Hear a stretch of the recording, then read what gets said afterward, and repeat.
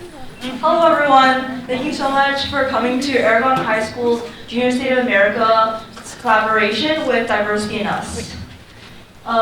We are very excited to have this event. Our DyeversityInUs team has tirelessly worked towards this project, and we're very grateful that everyone is coming to see the speakers and also what the team has done. And I know you all are waiting for the snacks, and due to Aragon's policies, they will be given on your way out. So yeah, thank you for being patient, and let's get started. So let's meet the DyeversityInUs board. So my name is Emily Pang. I'm the founder and chief executive director. My name is Nyla Garrick. I'm the co-founder of DyeversityInUs. My name is Abea Hawk. I'm the outreach and communications director. And my name is Isabel Liu, and I'm the marketing director. DyeversityInUs is a student-led nonprofit organization. Our goal is to educate communities on the harms of stereotypes and empower students to look beyond stereotypes when considering their future careers.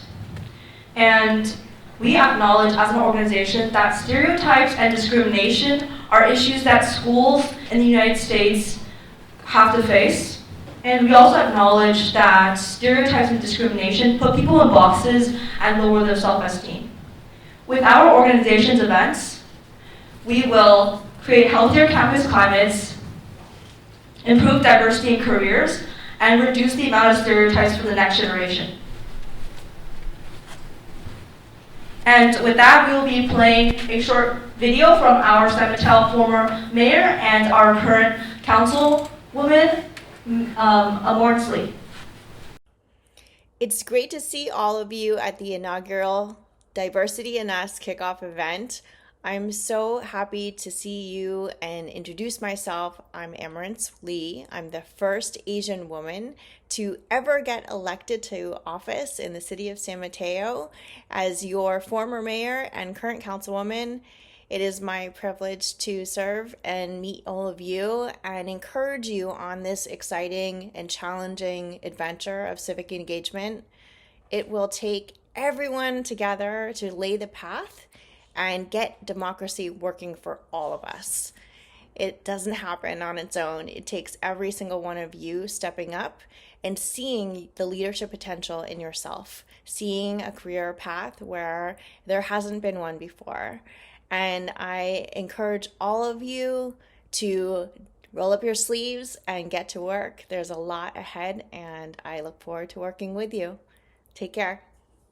All right, so for our event agenda, we will, as an organization, we will be planning lesson plans. So that just includes our crafted lessons about repercussions of AAPI stereotypes and much more. For a second, we will have our speaker introductions, their name, where they're from, and who they work for in the community. Then they will be presenting a little bit about what they do, the significance, related positions, and on the AAPI community and stereotypes. And last but not least, we will also have a short Q&A session. It just consists of two small questions that maybe you guys might have. And if there's any other questions, you guys are free to ask them or raise your hand, and if we have time, we will go over those questions.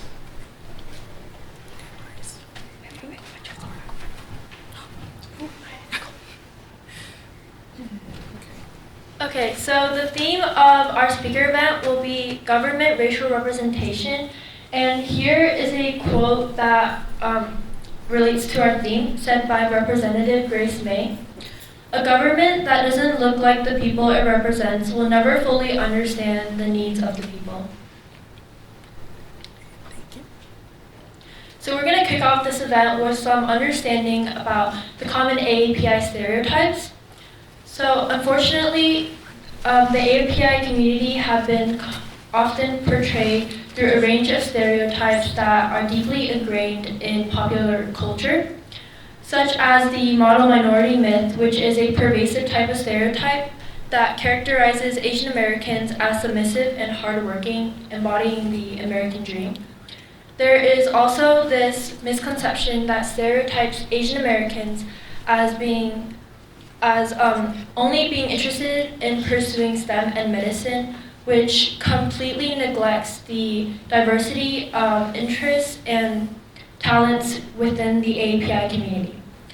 It's also important to recognize how cultural factors are involved in creating these stereotypes, such as which leads to assumptions like you can't speak English and you must get 100% on every test.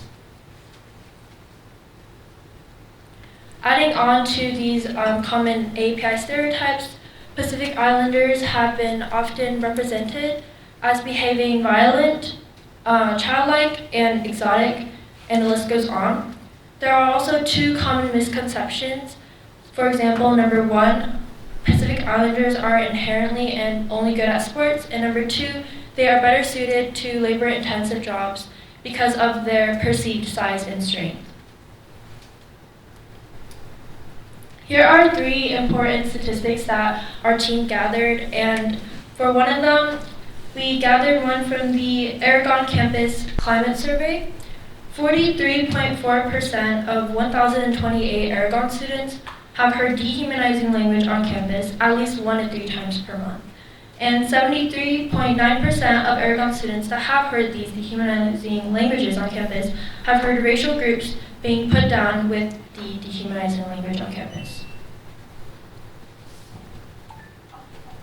And so the problem is the AAPI underrepresentation in government and law. So overall, stereotypes harm the self-esteem of youth, which in turn will harm the development of diversity in careers because you feel like you're limited in what you're able to do because of these stereotypes.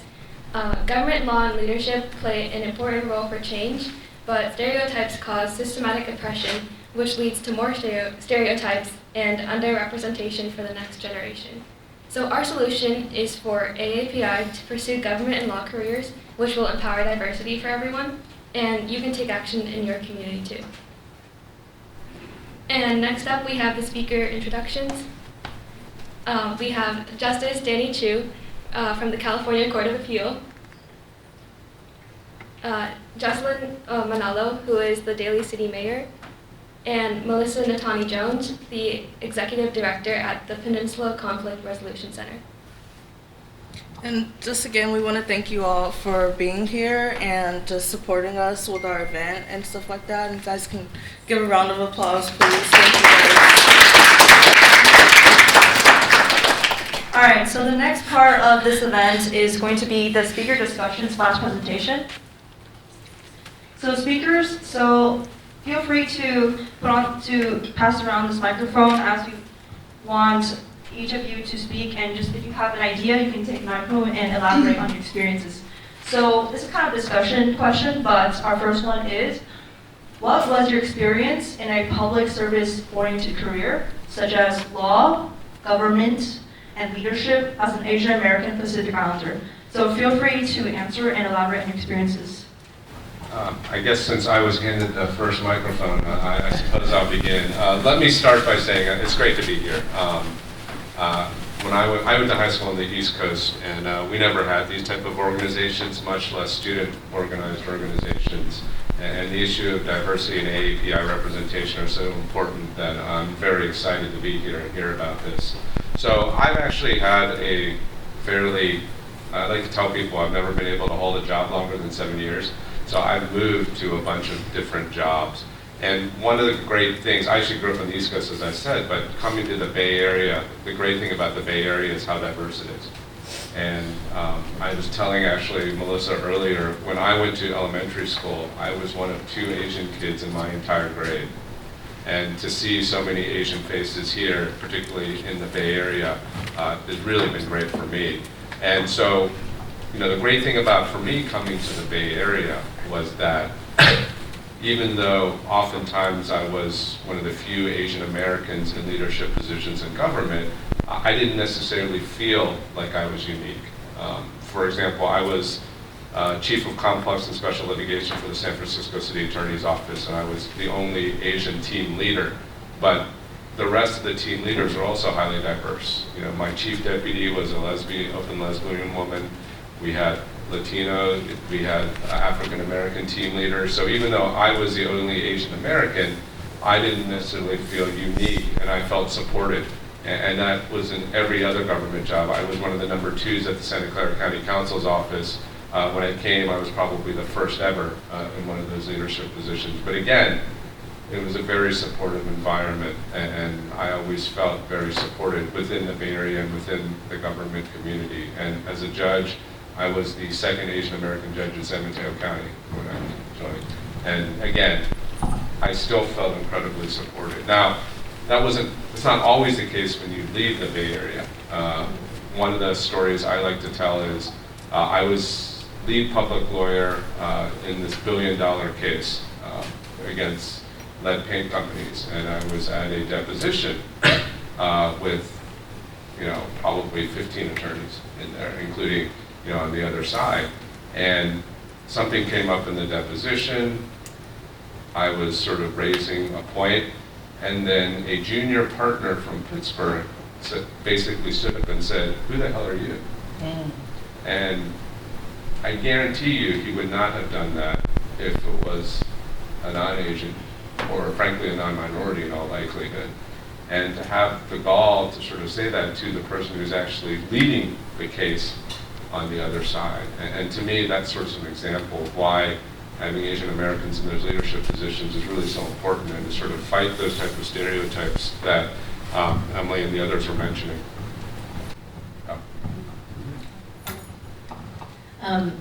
How I started out in government, and that's a question, right? As I'm currently the mayor for the city of Daly City, and I grew up in the Bay Area and San Francisco, Daly City, so very diverse.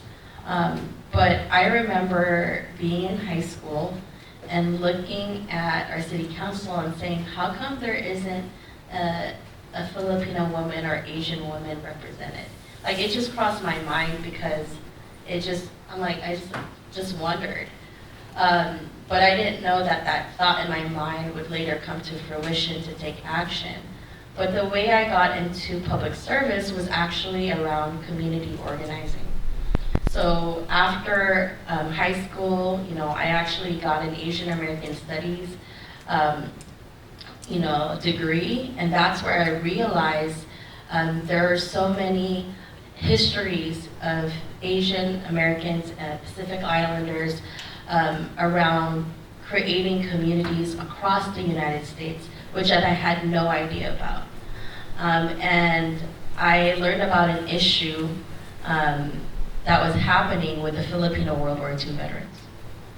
And the Filipino World War II veterans fought in World War II under the US flag, but later on Congress deemed them inactive, stripping them of benefits that they should have received. So as a young person at that time, I couldn't believe that and wanted to do something about it. And so that's how I got engaged, involved, and joined the campaign, because for me, as this is an elder that's being treated unfairly, right? And so with that, I realized, when you start working on issues, you start working with local government, you start working with federal government. And that's when I learned it's so important to actually be in government. And I think I'll share this story. I'm really grateful. It takes a lot of work, and it's really the community that brought me to the place I'm at today, so I'm very grateful. But I'll share a story where in San Francisco, there was, one of the issues I worked on was building more opportunities to have affordable housing in the neighborhoods that I was working in.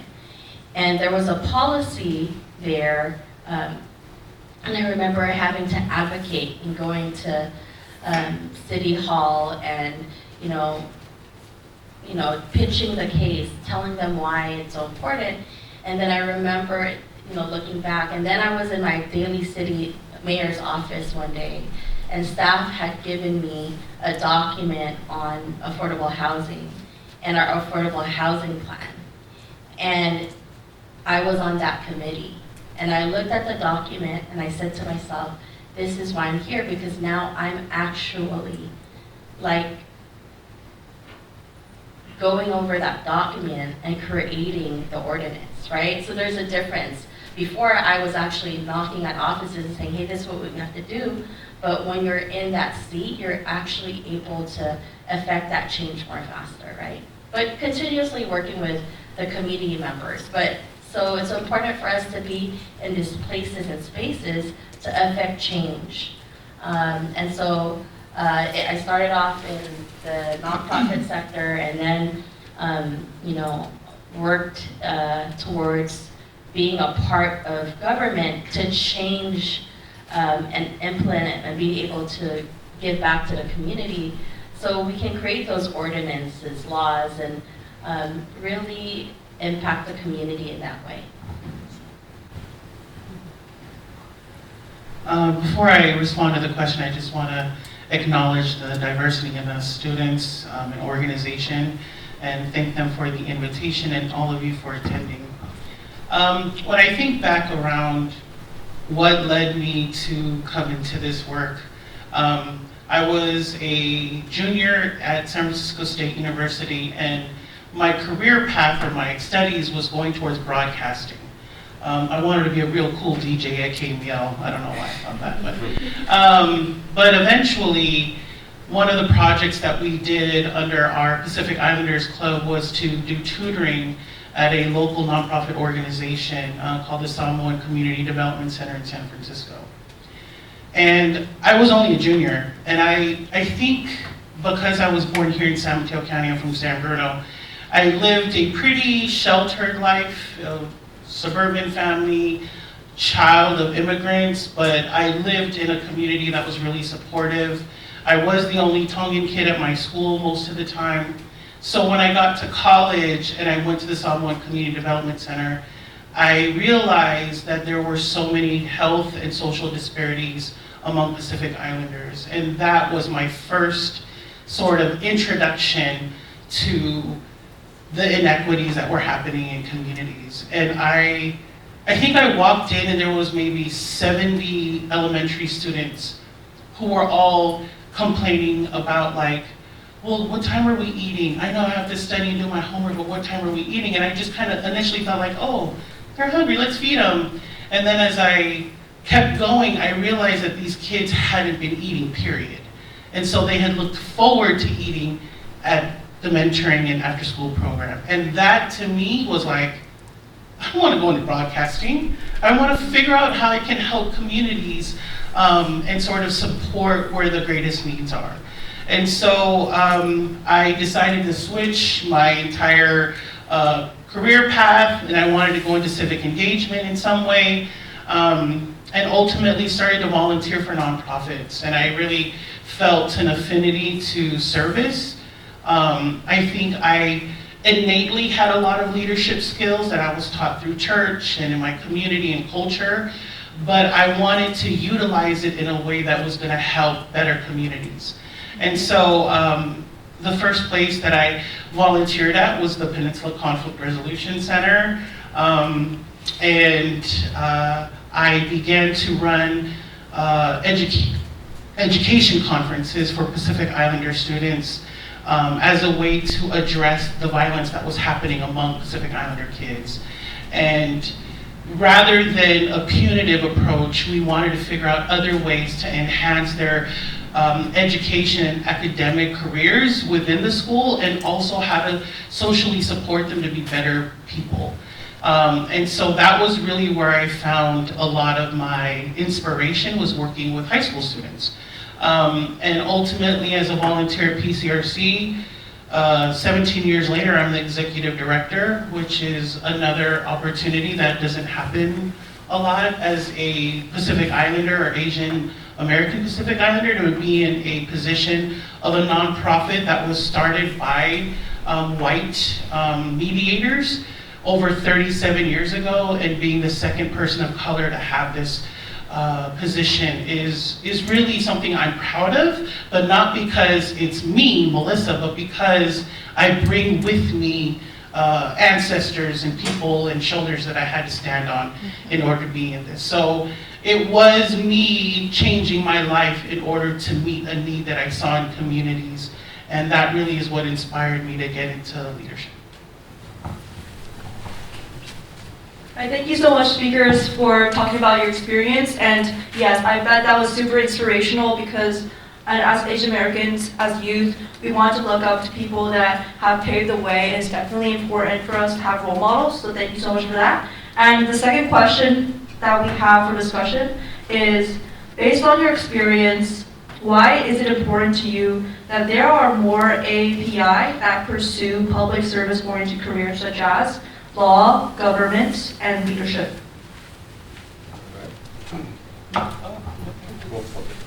All right, I'll listen to the judge. Look, I'm gonna just keep it a buck. If you're not at the table, you're on the menu. And I've always felt that if there's not individuals who look like us, who understand the experience, that are in leadership, decision-making positions, then we're likely not to have culturally appropriate services provided to people of color, and in this context, Asian American and Pacific Islander. A lot of the history of this country, the systems that were built were not necessarily with us in mind. And so it's often an uphill battle to be able to have representation, which I'm so glad to be sitting next to a mayor and a judge who are in these positions that really, really can help and influence sort of the systems that are in place that can really help uplift communities, especially communities of color. I've always, part of the work that I do at the Peninsula Conflict Resolution Center is we do civic engagement because we want to bridge community and government. And we do that by working shoulder to shoulder with community residents to engage them around the daily challenges that impact them. And we help provide services and leadership capacity building so that they can speak for themselves.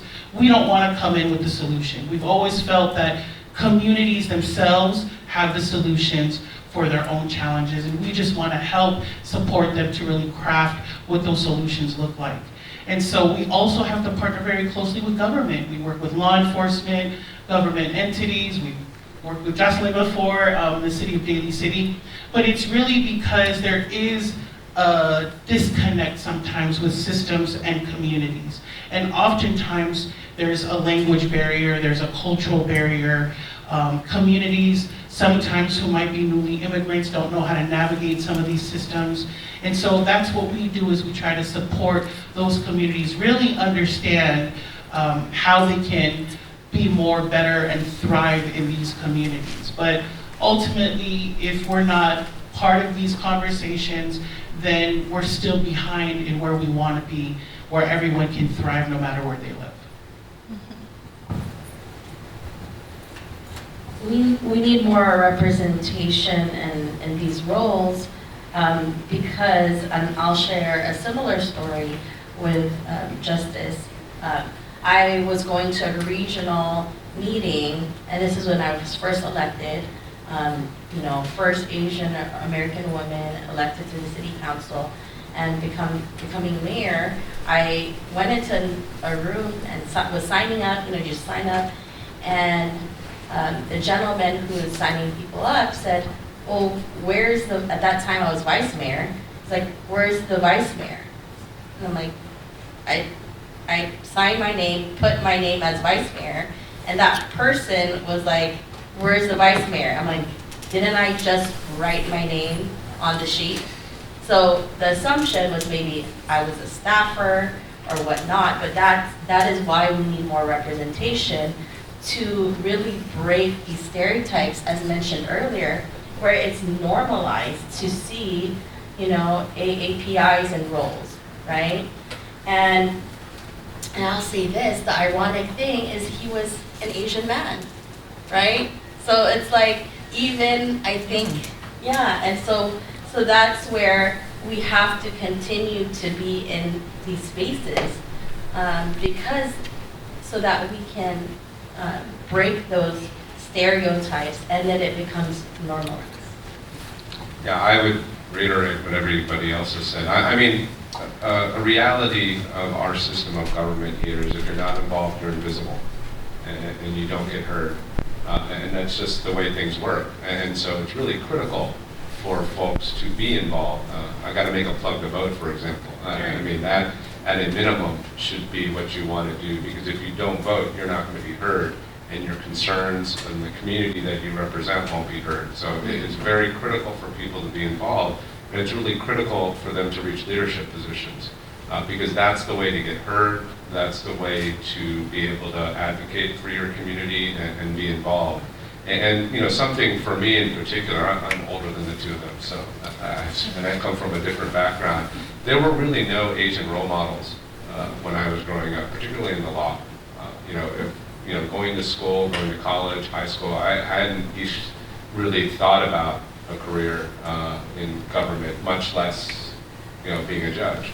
And as I think the DyeversityInUs committee mentioned, I was actually on the path to become a doctor.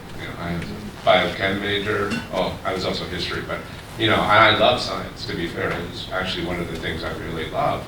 But I also really like to research, and I really like to write, and I was interested in politics and government, and then I actually shifted into that role. So unfortunately, my science background isn't much use anymore, but what I do now is very fulfilling, and I want to try to be a role model because I didn't have those role models growing up.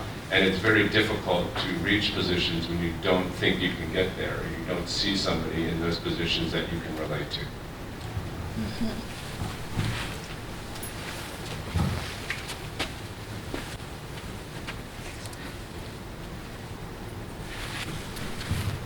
Yes, I definitely agree with all of those statements. Thank you guys for answering these questions. And now, as I said in the beginning, we have our Q&A session. Simple 2 questions. We do have like a little bit more time, maybe, for more questions than if the audience wants to ask. So the first question is, what should I do if I'm interested in any politics, law, leadership positions as a high school student? I guess we'll swing back around again. Go ahead. Well, get involved. I think that's so important. If you want to pursue something in government, get involved. Even though, wait, can I ask that? What are the age groups here?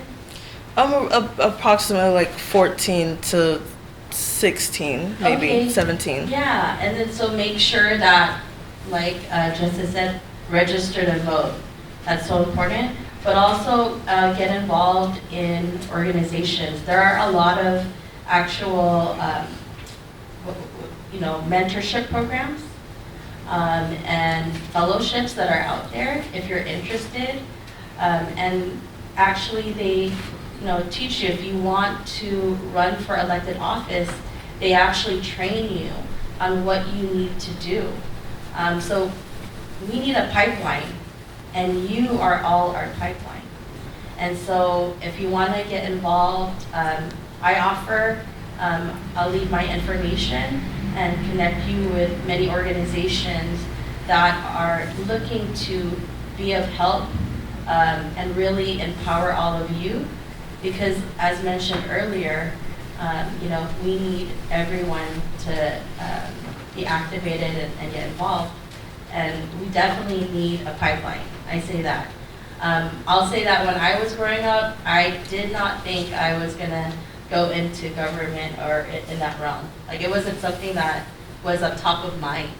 But I think what we want to see change is that it is a profession that people can see as an opportunity for them to impact change and really be able to push for the world that we all want to see. I would completely agree with that. There are a number of organizations that you can, if you're just career for the law, mock trial, for example, is something that's great to do. Model UN, stuff like that. Anything that gets you sort of out there frankly, arguing to a certain degree. And, being in those type of organizations can really help sort of get you into the community, get involved and stuff like that. And one of the things I do want to emphasize is, frankly, it's never too late. There's no urgency to do it immediately, but it's also never feel like that path has sort of passed you by. And I give you an example from my career. I moved out here a long time ago. I won't give you the exact year. But when I came out here to work, I played volleyball in college, and I frankly spent my first 10 years out here basically playing ball all the time and going clubbing, because that was kind of what was going on in San Francisco, and I had a great time, don't get me wrong. But my dad died at some point, and my dad in Maryland was very actively involved in the Asian American community. He helped start the first Chinese school where I grew up. He's helped start the first Chinese community center where I grew up, and the first Chinese American credit union, because a lot of Asians were having difficulty getting loans and stuff like that back in the day. And when he died, I kind of realized, okay, and also to be fair, my knees were giving out a little bit, so I couldn't play as much anymore. But I kind of decided to retrench and think about where I was going in my career. And at that point, which is probably, I would say, about 10 to 15 years into my career, I started getting involved in different organizations and doing different stuff and being far more out in the community. And now I was able to reach these sort of leadership positions, even though I frankly think I got a late start on that sort of stuff. And so it's never too late. If you decide you want to do something, there will always be opportunities to do so, and just try to take advantage of them. I underscore what they've already mentioned. I would also add that you can get involved in your school. There's so many organizations on campus that really support leadership. I'm sure there's a student government organization here, the folks who are running today's event, DyeversityInUs, but there's also local community organizations that really support youth development. We, for example, run a small cohort of young people who want to see change around alcohol and other drugs in communities. We also work around youth development to really support academic success. So there's a lot of ways, but really what should motivate and inspire you to do those things is if you see something that you don't like and it's not working and it's impacting you, then find ways to get involved to address what that issue is. I was in student government when I was in high school because I had a big mouth and I didn't want to go to class. So it worked for me, and 1 year later I'm here. No, I'm just kidding. But ultimately, I really, really enjoy change. I really enjoy making things better for people. And so even getting involved as I got into college, I really just saw so much disparity and inequity in communities that I was like, I wanted to be a part of that. And similar to what was already said is, you don't see a lot of us in these roles. And if you feel that you need to see more change, then get involved. And it doesn't have to take up a lot of your time. I know many of you students have multiple things that you're involved in, and sometimes time and energy is the factor. But if you want to see long-term change, I suggest you start to get involved now. There's also a lot of opportunities through other nonprofit organizations, Youth Leadership Institute, your local PAL, Police Activities League.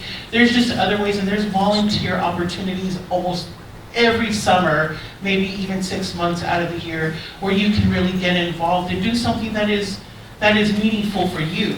And as already said, there's so many opportunities out there, but yeah, get involved if you want to see some change. And grab a friend and do it with a friend. Sometimes it could feel very isolating if you're the only one who feels really strongly about something that you want to talk about. There's others who might feel the same. And so it's always great to go in it with some of your friends who also want to do something. And that's sometimes the most successful way of getting involved.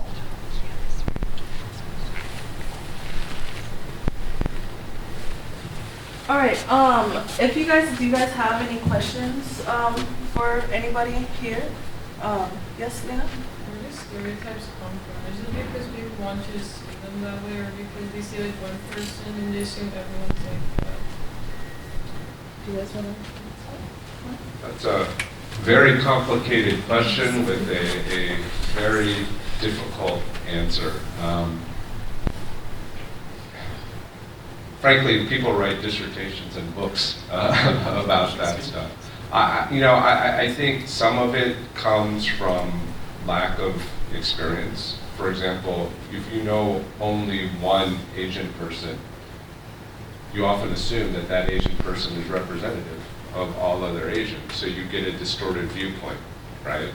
That's one possible explanation. I think some of it is also societal and pressure. In other words, there's a certain power dynamic sometimes in society, and there are certain benefits to portraying certain groups in certain ways that may have some element of truth to it, but you can always take things to extreme.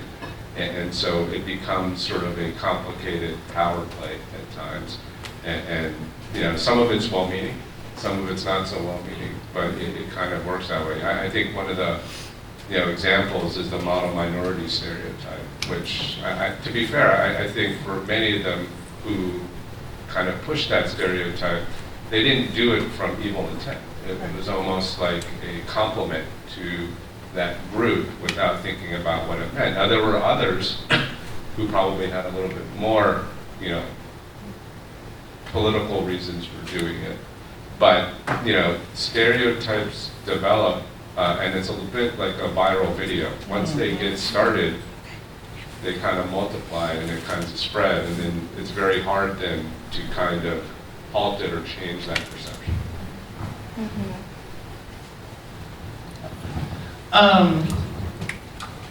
Again, that's a very complex question. I will say that the result or the outcomes of stereotypes could be very dangerous. I think about context. I think about what's the full story. I only know this little bit, so I can't just make one judgment off of the little that I know. It's important to learn the entire story, and individuals are very different. I'm Tongan, but that doesn't mean every Tongan is like me, right? I have a story, and someone else has a story.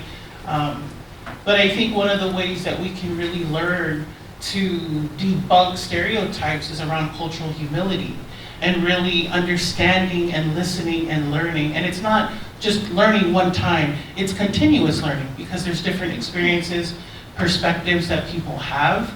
And so I think that that's important for us to learn about each other. The organization that I work for, PCRC, we are funded by the state of California on a Stop the Hate initiative to really end AAPI violence around what has happened. And as we all know, or you may know, that during the pandemic, there was an extreme uptick in violence towards Asian Americans, and mostly elderly Asian Americans.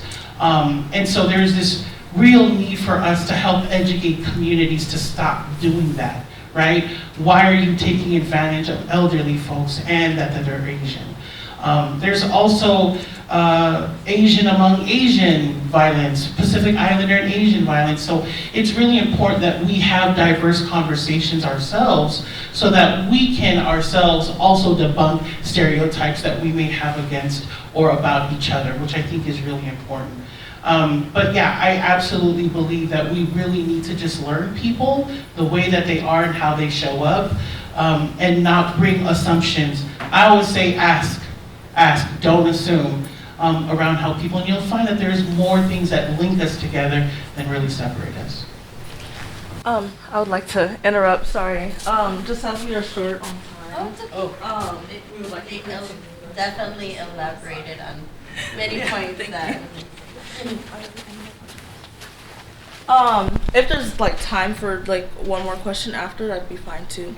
But just to continue, so basically, how can you take action in your community? So you can start a Diversity in Us chapter. We have our chapter application on our website.